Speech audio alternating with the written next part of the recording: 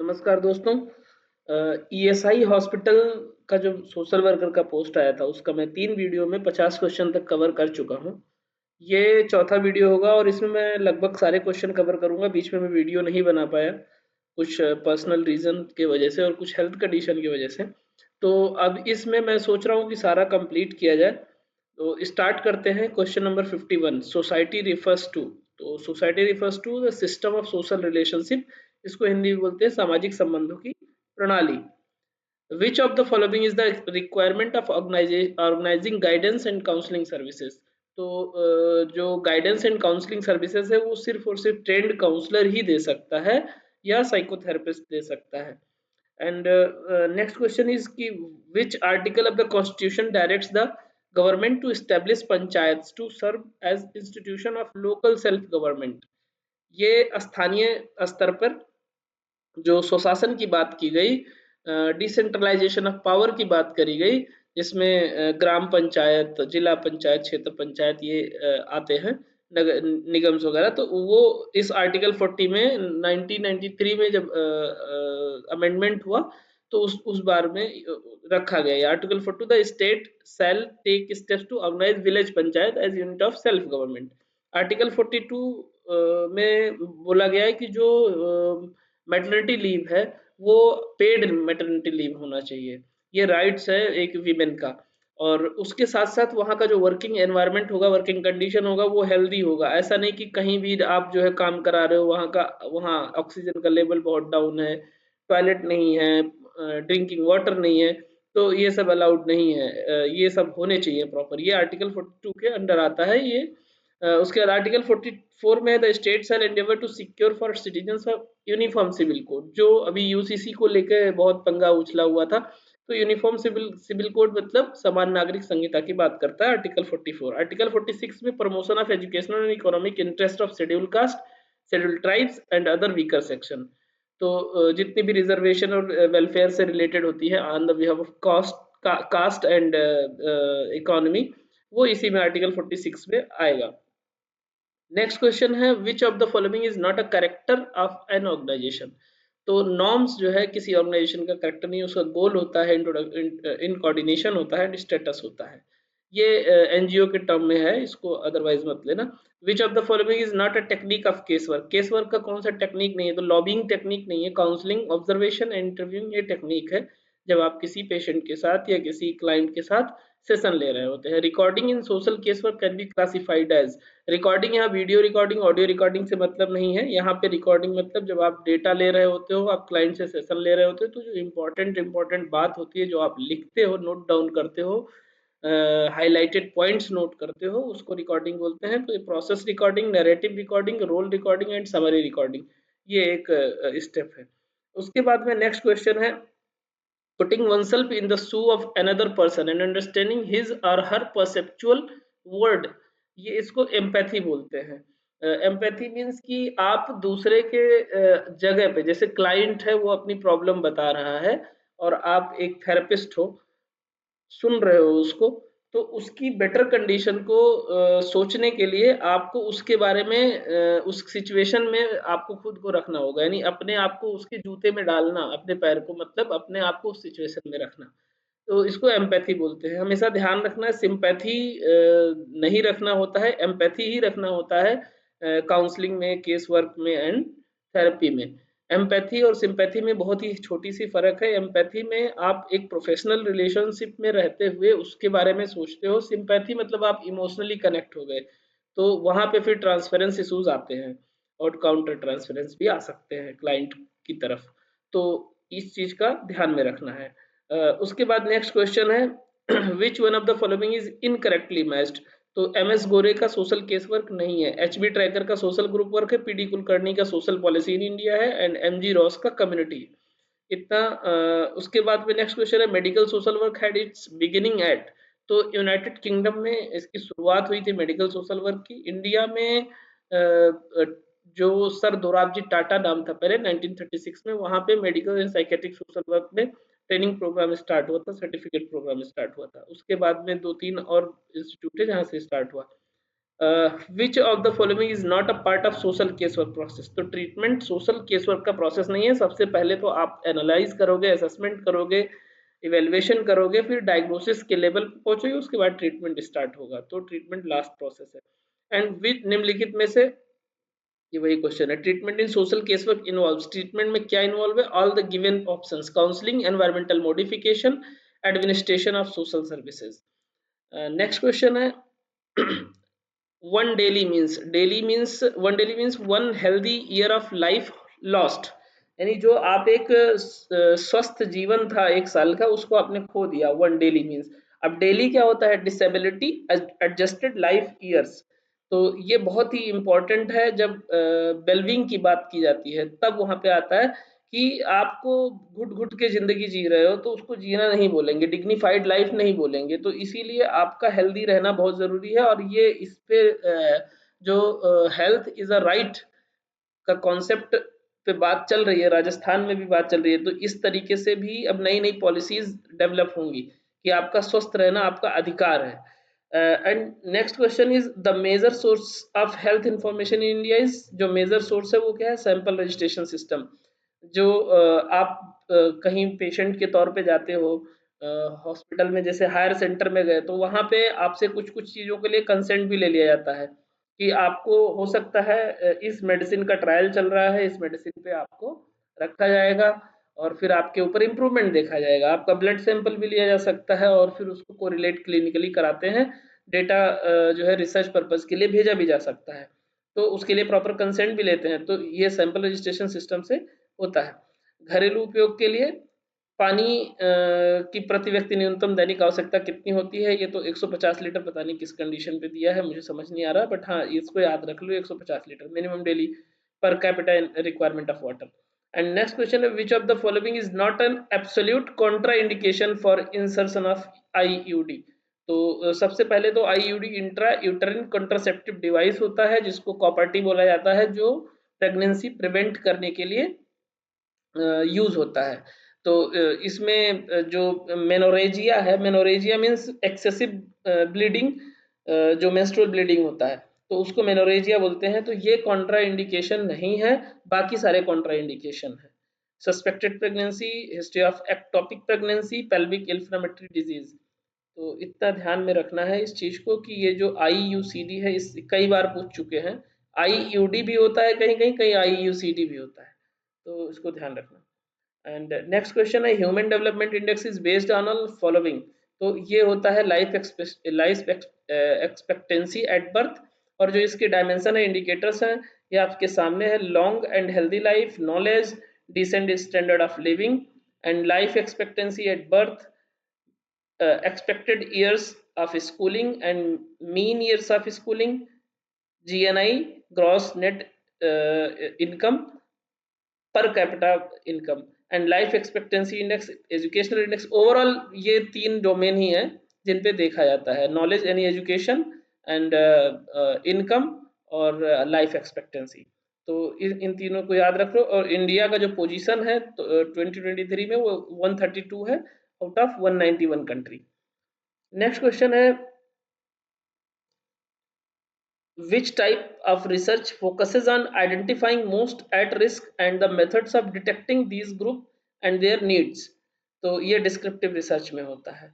And which of the following is not part of the global malaria action plan. Global malaria action plan का कौन सा part नहीं है? तो eradicate अभी तक क्या हुआ ही नहीं है, कभी इरेडिकेट ही नहीं हुआ है। उसको कंट्रोल, एलिमिनेशन और रिसर्च, ये तीनों पार्ट है और इरेडिकेशन पार्ट नहीं है। इसमें आप देख सकते हो scale up for the impact, and इसमें क्या है? कंट्रोल है, रिसर्च है, एलिमिनेशन है। और वर्ल्ड मलेरिया डे कब मनाया जाता है? 25 अप्रैल को। Malaria is a parasitic disease, and medicine जो इसमें चलता है क्लोरोक्विन या हाइड्रोक्सी क्लोरोक्विन चलता है। Malaria is transmitted to humans by female mosquitoes of the genus Anopheles. तो एनाफिलीज मच्छर से फैलता है। और ये पैरासाइट डिजीज, ये कुछ एडिशनल इंफॉर्मेशन थे जो बहुत इंपॉर्टेंट है। उसके बाद में है health services and development committee is called as. Bhore committee को health services and development committee कहा जाता है। ये 1946 में इस कमेटी का गठन किया गया, जो कि सर जोसेफ भोरे इसके चेयरमैन थे, इसीलिए इसको भोरे कमेटी भी बोला जाता है। इसमें क्या किया है कि इन्होंने सर्वे किया है, हेल्थ कंडीशन लोगों की कैसी है और कैसे उसको बेहतर किया जा सकता है, इसके बारे में इन्होंने अपने रिकमेंडेशन दिए थे। उसके बाद मुदलियार कमेटी है, ये भी health survey and planning committee है जो 1962 में आया। फिर चड्ढा कमेटी है, ये चूंकि उस टाइम मलेरिया का बहुत ज़्यादा केस बढ़ रहा था, तो इन्होंने जो है मलेरिया को कैसे प्रिवेंट किया जाए उसके बारे में नेशनल मलेरिया कंट्रोल प्रोग्राम बनाया, यानी उसमें इनका रिकमेंडेशन था जो 1953 में लॉन्च हुआ। तो ये इनका था। और मुखर्जी कमेटी भी हेल्थ से रिलेटेड ही था। इन सभी जो चल रहे थे इससे पहले, चड्ढा मेनली चड्ढा कमेटी में जो रिकमेंडेशन दिया था, जो स्कीम्स चल रहे थे, उसके ओवरव्यू के लिए मुखर्जी कमेटी बनाया गया था। तो ये बेसिकली कमेटी हो गया। And world environment day is observed on 5th June. उसके बाद में नेक्स्ट क्वेश्चन है, which of the following is not a part of group approach for any kind of health education in the community. तो interview कोई group approach नहीं है। Folk method, street play, demonstration, ये सब मेथड है community को educate करने का। किसी भी रोग के बारे में, किसी भी रोग से बचाव के बारे में, ये सारे मेथड्स हैं। स्ट्रीट प्ले जो नुक्कड़ नाटक करते हैं। एंड नेक्स्ट क्वेश्चन है, behavioural modification involves. Behaviour modification में क्या होता है? Application of learning principles to change behaviour, चाहे वो क्लासिकल कंडीशनिंग हो या और बिहेवियर थेरेपी हो। उसके बाद में नेक्स्ट क्वेश्चन है, person focus psychological process in social work are aimed at. तो counselling and therapy. Which of the following is the most comprehensive aim of education? तो to develop the individual personality in all dimension। यानी शिक्षा किस लिए दी जाती है, उसका comprehensive M क्या है? तो एक बेहतर व्यक्तित्व का विकास जो लगभग लगभग सभी डायमेंशन में थोड़ा नॉलेज रखता हो। And which of the following is not a criteria for screening test. Screening test का क्राइटेरिया क्या नहीं है? अवेलेबिलिटी ऑफ मेडिकल पर्सनल, इससे कोई मतलब नहीं है। जो स्क्रीनिंग टेस्ट का मतलब होता है इफेक्टिव ट्रीटमेंट देने के लिए, adequate knowledge of the condition and expectations of benefits of screening for more than one risk. Next question है, health education agency that works under the ministry of welfare. तो ये है central health education bureau. Next question है, which of the following examples of green leafy vegetables has the highest carotene content by weight. तो आप सभी को पता है पालक, स्पिनच बोलते हैं इसको। Stabilized bleach is prepared by mixing bleaching powder with lime, any chuna. The code of personal hygiene in the Indian system of medicine was given by। code of personal hygiene जो दिया था वो दिया था मनु ने। धन्वंतरी कौन है? Lord Dhanvantari is known as the father of Ayurveda. और अभी आपने देखा होगा एनएमसी का लोगो आया, नेशनल मेडिकल काउंसिल का, उसमें धन्वंतरी का फोटो लगाया गया, उसको लेकर थोड़ी सी बवाल भी चल रही है। एंड चरक कौन थे? चरक भी एक आयुर्वेदा के एक्सपर्ट थे। Charak is usually known as the father of Indian medicine. However it is not, ये ध्यान रखना, जो द फादर ऑफ आयुर्वेदा जो बोला जाता है वो धन्वंतरी को बोला जाता है, and father of Indian medicine जो बोला जाता है वो चरक को बोला जाता है। तो ये क्वेश्चन आ सकता है। However it is not generally known that the also tried to list the names of animals and plants then known to science. तो लगभग 360 एनिमल्स को चरक संहिता में रखा गया है। चरक संहिता चरक का ही है। एंड ये मुझे लगता है क्वेश्चन ये जो है मिस स्पेल्ड था, तो ये बाणभट्ट था आई थिंक। तो अष्टांग हृदयम एंड अष्टांग आयुर्वेदा, जिसको अष्टांग हृदय भी जाना जाता है नाम से, इसको बाघभट्ट ने दिया है, महर्षि बाघभट्ट। तो ये थे 3-4 जो आयुर्वेदा के बहुत ही स्तंभ माने जाते हैं। In the school eye screening programme the children are screened by. तो इसमें तो इन्होंने जो क्वेश्चन दिया है ट्रेन टीचर्स दिया है, बट इससे मैं सहमत नहीं हूँ। मुझे लगता है इसका ऑप्थेल्मिक असिस्टेंट्स होना चाहिए। एंड नेक्स्ट क्वेश्चन है, the organisation that creates a link between individual and the civil society through government. तो ये गवर्नमेंट के साथ लिंक जो करता है वो एनजीओ करता है, नॉन गवर्नमेंटल ऑर्गेनाइजेशन बोलते हैं। International red cross society was founded by Henry Dunant. तो हेनरी डुनेंट का नाम याद रखना रेड क्रॉस सोसाइटी के लिए। विच of the following programme is supported by UNICEF in India since its inception. तो बीसीजी वैक्सीन को यूनिसेफ ने प्रमोट किया था। बीसीजी क्या है? बैसिलस कैलमेट ग्यूरिन, जो टीबी को प्रिवेंट करने के लिए लगाया जाता है। और टीबी यानी ट्यूबरकुलोसिस। ट्यूबरकुलोसिस का कौन सा बैक्टीरिया होता है? माइकोबैक्टीरियल इन्फेक्शन की वजह से होता है। और इसका इंजेक्शन जो स्टार्ट हुआ था वो 1921 से स्टार्ट हुआ था। बाकी प्रोग्राम के बारे में देख लेते हैं। पल्स पोलियो जो स्टार्ट हुआ था 1995 में, और इसको आरसीसी ने 27 मार्च 2014 को इंडिया को पोलियो मुक्त घोषित कर दिया था। ICDS integrated child development scheme, जिसको 2 अक्टूबर 1975 में लॉन्च किया गया था, जो स्टिल अभी भी चल रहा है, और अब इसको पोषण स्कीम को भी इसी में इन्वॉल्व कर लिया गया है। मिड डे मील प्रोग्राम भी आई थिंक आईसीडीएस के ही अंडर आ गया है, ये थोड़ा पढ़ना। मिड डे मील जो स्टार्ट हुआ था ये भी 15 अगस्त 1995 में स्टार्ट हुआ था। जो प्राइमरी स्कूल में बच्चे पढ़ते हैं उनको वहाँ पे खाना भी दिया जाता है उनके न्यूट्रिशनल सपोर्ट के लिए, और प्राइमरी एजुकेशन में एनरोलमेंट बढ़ाने के लिए। ये ministry of human resource and development का प्रोग्राम था, जिसको अब एजुकेशन मिनिस्ट्री बना दिया गया है, तो पहले एमएचआरडी था। तो ये बहुत ही इम्पोर्टेंट इंफॉर्मेशन था जो आपको जानना जरूरी है। According to Planned Parenthood Federation of America, one of the following is not a criteria for ideal women for insertion. तो बॉर्न एट लीस्ट 2 चिल्ड्रन, ये वहाँ का है, इसको मुझे लगता है यहाँ के इंडिया के कॉन्टेक्स्ट में रिलायबल नहीं है। Sarda act 1929 deals with one of the following social levels. तो ये चाइल्ड मैरिज से, बाल विवाह से प्रिवेंट करने के लिए सारदा एक्ट 1929 में बनाया गया था। उस टाइम 14 और 18 एज रखा गया था, लड़की का उम्र 14 और लड़का का उम्र 18। लेकिन अब उसमें जो है थोड़ा सा अमेंडमेंट हुआ है। The prohibition of child marriage act 2006 आया है, उसके अलग अपने कुछ रूल्स रेगुलेशंस हैं जो इस एक्ट में दिए गए हैं, एंड ये 1 नवंबर 2007 से लागू हो गया था। उसके बाद में चाइल्ड लेबर के लिए child labour prohibition and regulation act 1986 है, जो अमेंडेड हुआ है 2016 में। इसके बारे में भी आपको पढ़ना जरूरी है। चाइल्ड अब्यूज के बारे में, जो protection of child from sexual offence है, ये जेंडर न्यूट्रल है, यानी मेल हो या फीमेल हो या थर्ड जेंडर हो, किसी के साथ भी अगर वायलेंस होता है, बिलो 18 है, तो वो पॉक्सो के अंडर ही आएगा, और ये 2012 में ये एक्ट लागू हुआ था। उसके बाद जुवेनाइल डेलिक्वेंसी के लिए juvenile justice care and protection of children act आया 2015 में। इसमें बाकी क्राइम वगैरह सब आ जाता है, और उसमें से पॉक्सो में सेक्सुअल ऑफेंस कवर किया जाता है। नेक्स्ट क्वेश्चन है vision 2020 the right to sight a global initiative is funded by. तो ये डब्ल्यूएचओ ने फंड किया था, दृष्टि का अधिकार यानी देखने का अधिकार। उसके बाद नेक्स्ट क्वेश्चन है headquarters of CSEARO region of WHO is situated at. तो ये न्यू दिल्ली में है। इसको बोलते हैं साउथ ईस्ट एशिया का रीजनल ऑफिस डब्ल्यूएचओ का। तो ये regional office South East Asia regional office जो है वो न्यू दिल्ली में है। 1948 में डब्ल्यूएचओ एस्टेब्लिश्ड हुआ था, तब से ये चल रहा है अभी तक, हेल्थ के लिए जो है सपोर्ट करता है। एंड नेक्स्ट क्वेश्चन है what does social justice denote. तो सोशल जस्टिस यानी सामाजिक न्याय क्या है? Equal treatment of all citizens without any social distinction, बिना किसी भेदभाव के सभी के साथ सामाजिक न्याय।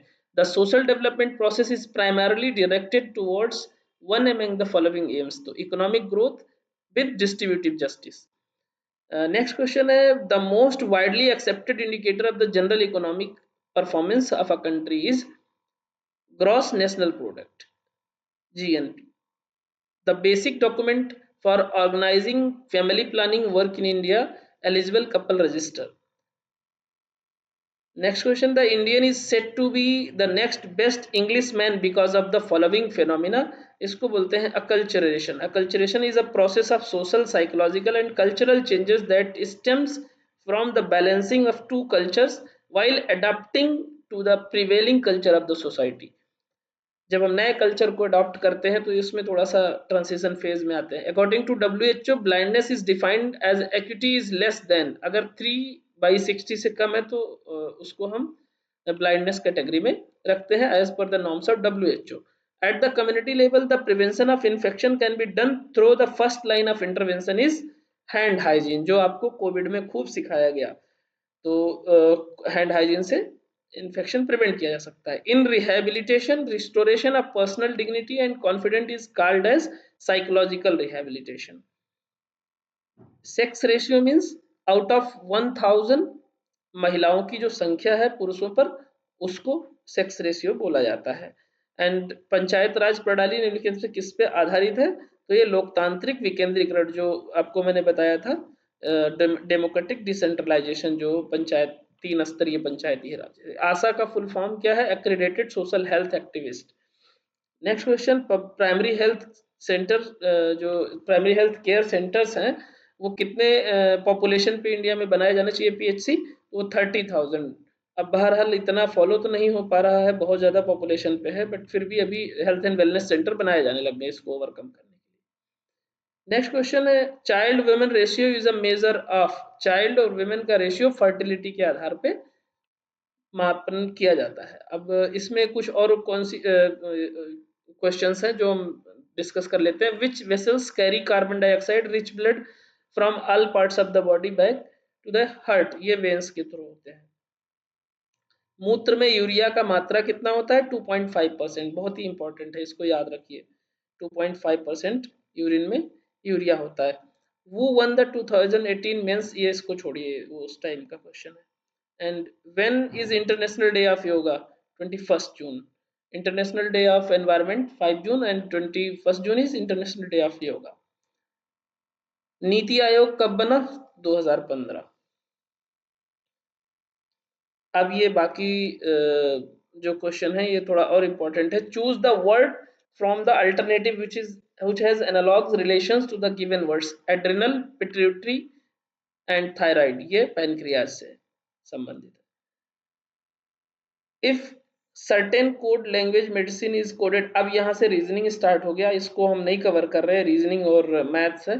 तो ओवरऑल इतने इंपॉर्टेंट क्वेश्चन थे जो आप लोग देख रहे हैं, इसका नोट्स जरूर बनाएं। और मैं कोशिश करूंगा 10 तारीख को एग्जाम है तो उससे पहले 2-4 पेपर जितना भी हो पाएगा डिस्कस, क्योंकि इसको बनाना बड़ा टफ काम हो जाता है, एक एक ऑप्शन को डिस्कस करना। तो जैसे भी होगा हम आपसे डिस्कस ज़रूर करेंगे, और जो हमारे पास कुछ क्वेश्चन है या कुछ कंटेंट है तो वो भी प्रयास करूँगा शेयर करने के लिए अगर समय मिला तो। बाकी अगर किसी को कोई क्वेरी है तो आप पूछ सकते हैं। मिलते हैं फिर नेक्स्ट वीडियो में। Thank you.